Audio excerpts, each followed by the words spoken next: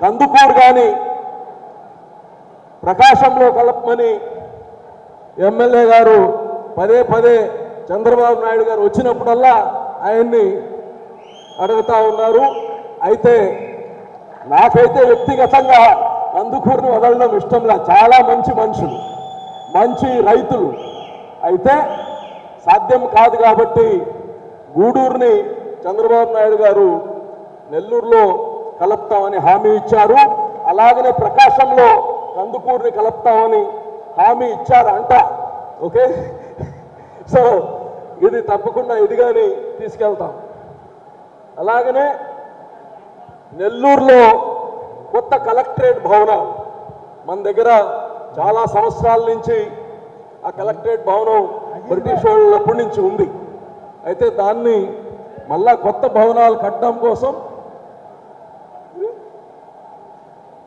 అజీజ్ గారు కందుకూరుని కలుపుతామన్న వరకు వాస్తవమే, కానీ రామాయపట్నం బీపీసీఎల్ ఇండోసెల్ ప్రాజెక్టులన్నీ నెల్లూరు జిల్లావే.